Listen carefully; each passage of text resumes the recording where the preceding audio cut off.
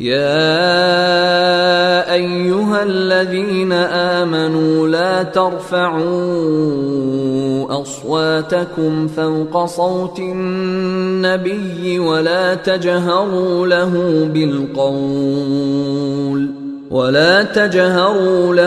بالقول كجهر بعضكم لبعض أن تحبط أعمالكم وأنتم لا تشعرون. Bismillah. Faedah dari penerapan dan menjaga sunnah-sunnah setelah selesai sholat wajib. Fadhol. Faedah dari penerapan dan menjaga sunnah-sunnah setiap selesai sholat wajib. 1. Akan ditulis 500 sedekah bagi seorang muslim yang menjaga ucapan-ucapan tasbih di setiap selesai sholat dalam sehari semalam berdasarkan hadis Rasulullah. Kullu tasbihatin shadaqatun wa kullu tahmidatin shadaqatun wa kullu tahlilatin shadaqah wa kullu takbiratin shadaqah.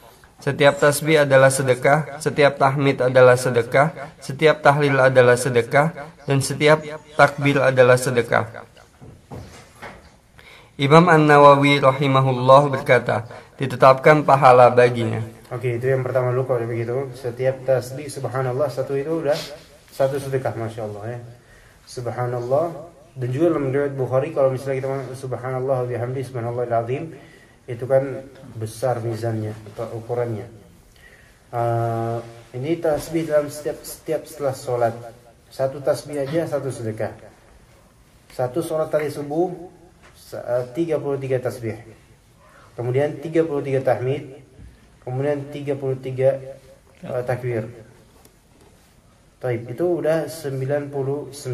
Ditambah satu tahlil, ya kan yang tadi Anda bilang setelah Allahu Akbar dilengkapi dengan la ilaha illallah wahdahu la syarikalah tahlil. Berarti jumlahnya 100 sedekah setelah sholat, satu sholat itu.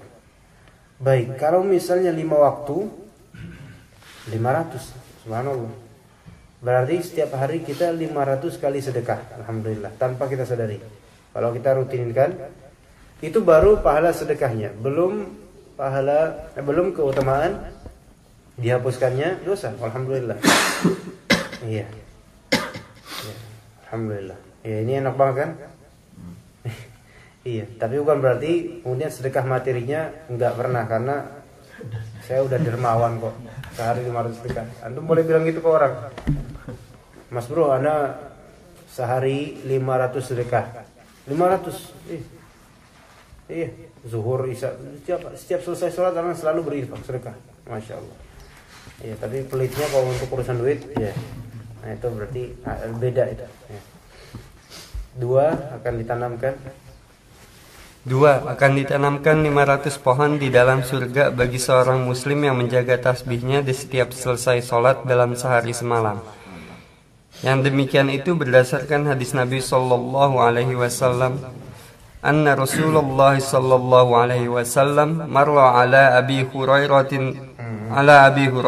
radhiyallahu anhu wa huwa yaghrisu gharsan faqala ya Aba Hurairah ala adulluka ala gharsin khairin laka min hadha qala bala ya Rasulullah qala qul subhanallahi walhamdulillahi wa la ilaha illallah wallahu akbar yughrasu laka bikulli wahidatin syajarah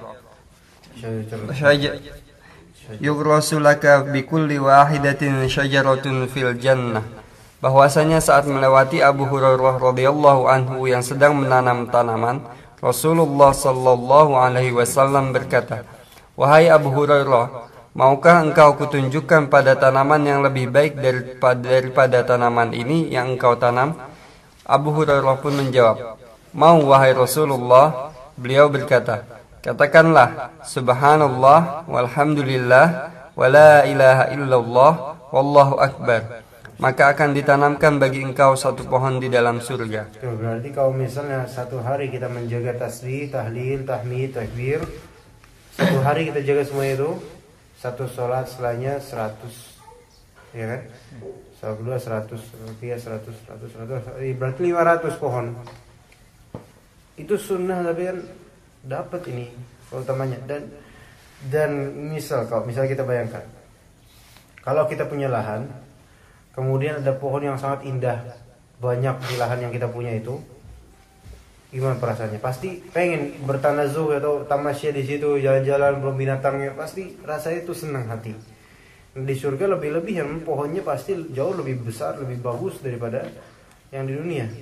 Kalau kita punya 500 pohon berarti kan lebih luas lagi area yang kita miliki gitu kan. Ini petak yang kita kafling ini di surga. Semakin panjang usia kita, ya semakin sering sholat, semakin sering tasbih dan seterusnya, itu semakin luas lagi ininya. Area yang kita punya, alhamdulillah. Kita mau jalan-jalan kemana gitu kan, enak. Mau nyari ular, nyari yuyu atau apa, kecebong lagi, bancet ya.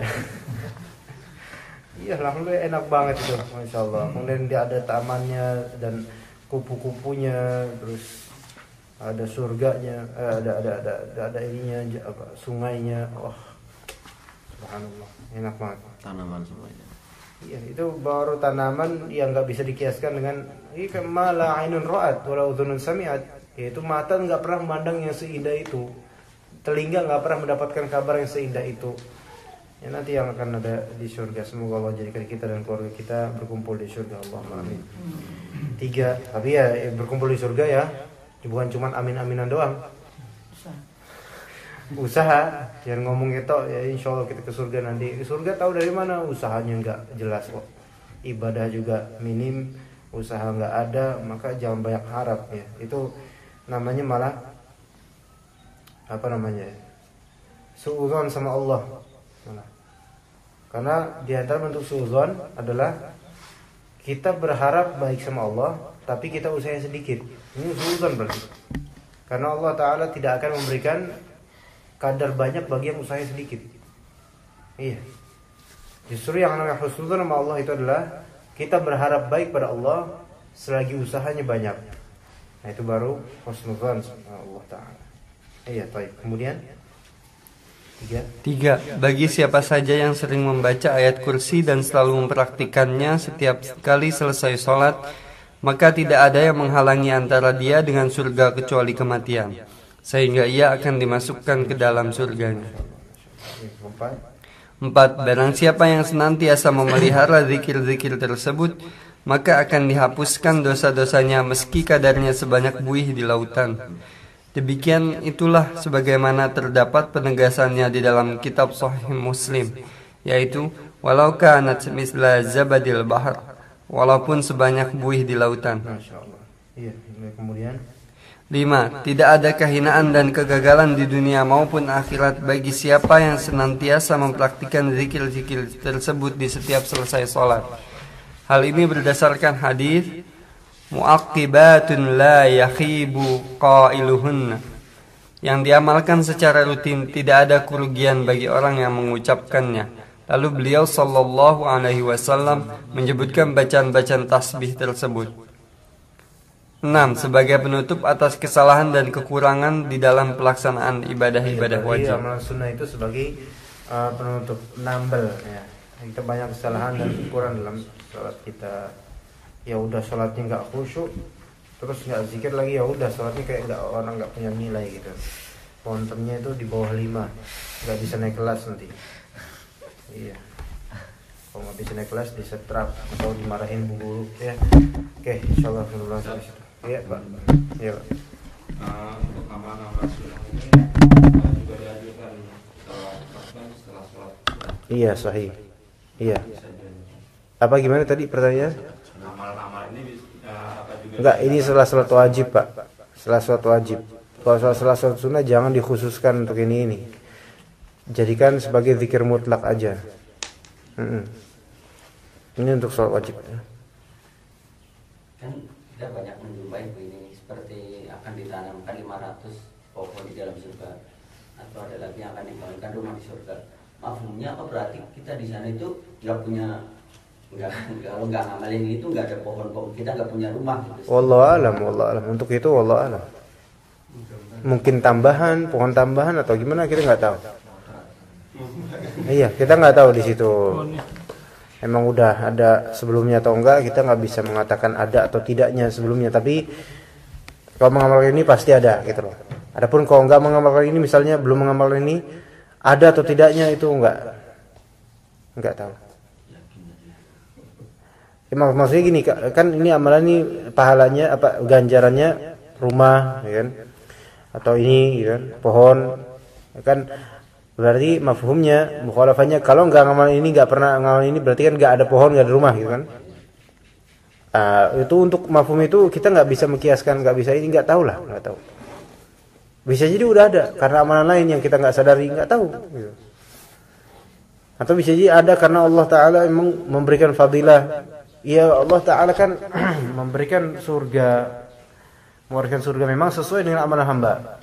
Tapi kan sesuai dengan amalan hamba, tapi semua itu dengan fadilah dari Allah. Terserah Allah mau ngasih apa ke kita nanti. Jadi bisa ada bisa enggak itu wallahu alam. Maksudnya sebelum ada amalan ini bisa ada atau enggak wallahu alam. Iya gitu ya. Karena emang benar-benar malah ainun ra'at lah. Enggak tahu. Walaupun dikabarin kayak gini, kita pun enggak tahu speknya gimana. Spek pohonnya kayak gimana, apa spek rumahnya gimana gitu. Jadi masa benar-benar dirahasiakan sebagaimana di surat As-Sajdah,